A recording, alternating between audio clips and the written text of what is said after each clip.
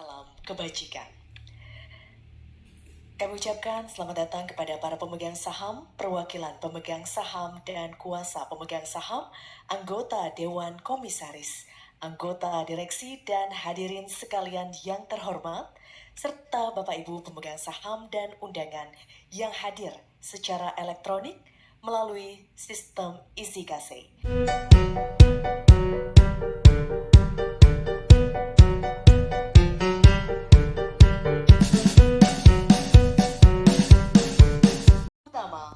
Bapak Albert Magnawi,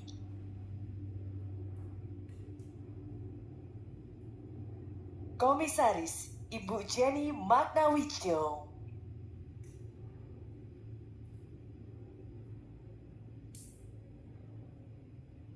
Komisaris Bapak Yamaguchi Masahiro,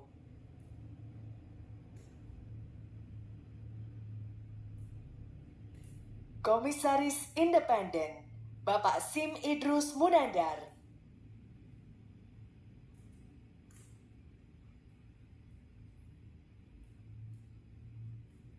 Direktur Utama Bapak Henry Magnawi, Utama Bapak Wilson Magnawi,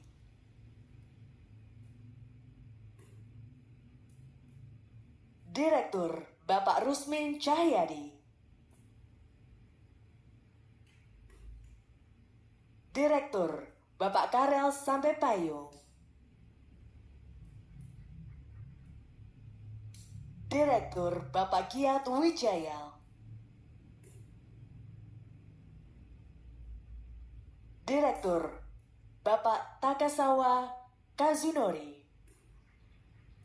Umum pemegang saham tahunan perseroan yang diselenggarakan pada hari ini, Jumat 16 Juni 2023, dinyatakan sah dan berhak untuk mengambil keputusan-keputusan yang sah dan mengikat. Selanjutnya saya menyatakan bahwa rapat ini dibuka secara resmi pada pukul 2.16 menit waktu Indonesia Barat.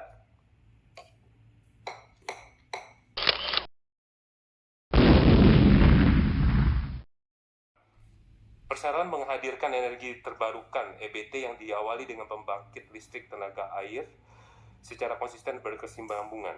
Perseroan mengembangkan berbagai sumber seperti biomasa dan PV surya untuk mendukung upaya pemenuhan kebutuhan energi ramah lingkungan. Perseroan dan entitas anak perusahaan berhasil merespon peluang dan tantangan dengan baik melalui pencapaian kinerja yang optimal. Perseroan berhasil membukukan pendapatan usaha sebesar 41,83 juta US dollar atau meningkat 14,45% dibandingkan tahun 2021. Di sisi lain, produksi listrik dari sumber EBT sepanjang 2022 adalah sebesar 311,93 gigawatt hour, meningkat 23,44% dibandingkan tahun 2021. Kinerja ini merupakan hasil produksi dari pembangkit PLTA Pakat, PLTA Air Putih, dan PLTM Madong. Perseroan berhasil membukukan laba tahunan berjalan sebesar 14,48 juta US dollar atau meningkat 81,03% dan pemenuhan kebutuhan energi ramah lingkungan, serta pencapaian target bauran EBT tahun nasional. Dukungan ini juga sebagai langkah menuju ekonomi rendah karbon dan pencapaian tujuan pembangunan berkelanjutan. Di sisi kebutuhan energi, pengembangan dan inovatif alternatif sumber EBT terus didengungkan, mengingat Indonesia memiliki banyak sekali potensi EBT yang belum dimanfaatkan. EBT dalam pasokan energi nasional menjadi sebesar 23% pada tahun 2025, dan paling sedikit menjadi 31% pada tahun 2050 sesuai dengan Peraturan Pemerintah Nomor 79 tahun 2014 tahun 2022 tentang percepatan pengembangan energi terbarukan untuk penyediaan tenaga listrik. Klausul dalam Perpres 112 tahun 2022 ini semakin memantapkan proyek usaha penyediaan EBT karena adanya kepastian pendapatan proyek dari tarif yang baik, tenaga air, dan satu pembangkit listrik tenaga biomas, dan satu pembangkit listrik tenaga surya melalui entitas anak perusahaan, yaitu 1. PLTA Pakat. Pada tahun 2022, PLTA Pakat dibangun dan dioperasikan oleh entitas anak perseroan PT Energi Sakti Sentosa dengan skema Build, Own, Operate, and Transfer atau BOOT dalam waktu 30 tahun setelah Commercial Operation Date tanggal 31 Januari 2018. Hutan Sumatera Utara dengan kapasitas sebesar 18,9 MW. Pada tahun 2022, PLTA Pakat berhasil memproduksi listrik sebesar 103,97 GWh. 2. PLTA Air Putih. Bangun dan dioperasikan oleh entitas anak perusahaan PT Bangun Tirta Lestari dengan skema Build, Own, Operate, and Transfer atau BOT dalam jangka waktu 30 tahun setelah Commercial Operation Date yaitu 22 Januari 2022. PLTA Air Putih berlokasi di Kabupaten Lembong, Bengkulu dengan kapasitas sebesar 21 MW. Pada tahun 2022, PLTA Air Putih berhasil memproduksi listrik sebesar 142,75 GWh. Dan dioperasikan oleh entitas anak tidak langsung perseroan yaitu PT Nagata Dinamika Hidromadong dengan skema Build, Own, Operate atau BOO untuk jangka waktu 20 tahun setelah Commercial Operation Date yaitu 25 Maret 2022. PLT Madong berlokasi di Kabupaten Toraja Utara, Sulawesi Selatan dengan kapasitas sebesar 10 MW. Pada tahun 2022, PLT Madong berhasil memproduksi listrik sebesar 65,21 GWh. Tempilang 2. PLTBM Tempilang 2 dioperasikan oleh entitas anak tidak langsung perseroan PT Energi Karya Persada dengan skema Build, Own, Operate, and Transfer atau BOOT untuk jangka waktu 25 tahun setelah Commercial Operation Date yaitu pada 5 Juni 2018. PLTM Tempilang 2 berlokasi di Kabupaten Bangka Barat, Provinsi Kepulauan Bangka Belitung dengan kapasitas sebesar 5 MW. PLTBM Tempilang 2 menggunakan limbah kelapa sawit berupa tandan kosong dan kayu sebagai bahan bakar utama. 2 berhasil memproduksi sebesar 13,8 GWh. 5. PLTM Ordi Hulu. PLTM Ordi Hulu dibangun dan dioperasikan oleh entitas anak tidak langsung perseroan PT Sumatera Energi Lestari 25 tahun setelah Commercial Operation Date.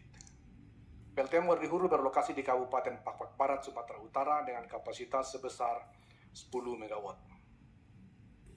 Sampai dengan 31 Desember 2022, pekerjaan konstruksi dan engineering pada PLTM Ordi Hulu telah mencapai 41,33%. PLTM Ordi Hulu ditargetkan dapat memulai produksi pada kuartal pertama tahun 2024. 6. PLTS Tempilang. PLTS Tempilang dibangun dan dioperasikan oleh entitas anak perseroan PT Kencana Energi Matahari, Provinsi Kepulauan Bangka Belitung. PLTS Tempilang memiliki kapasitas sebesar 1,36 MW peak dan dikembangkan sebagai PLTS off-grid untuk kebutuhan operasional PLTBM Tempilang. PLTS Tempilang diproyeksikan memulai produksi pada tahun 2023.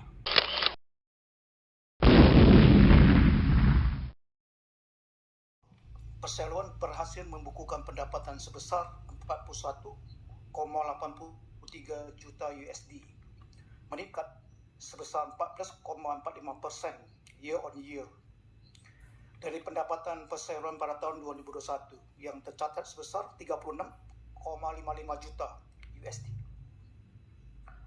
Pendapatan selama 2022 berasal dari 48,58% pendapatan proyek konsesi, 35,29% pendapatan bunga konsesi, dan 16,13% penjualan listrik lama lingkungan atau EBT.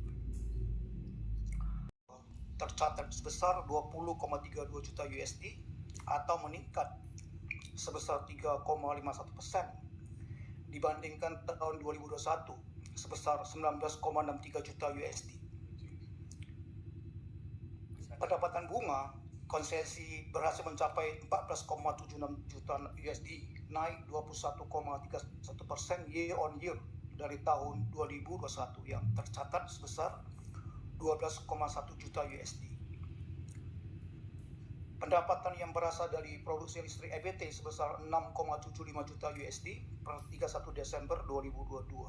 Sisi laba usaha, Perseroan membukukan laba usaha 2022 sebesar 24,5 juta USD, meningkat 5,2 juta USD atau tumbuh 27,66% dibandingkan tahun 2021 yang sebesar 18,84 juta USD. Oleh penambahan laba usaha PT SER atau proyek audi hulu sebesar 7,5 juta USD.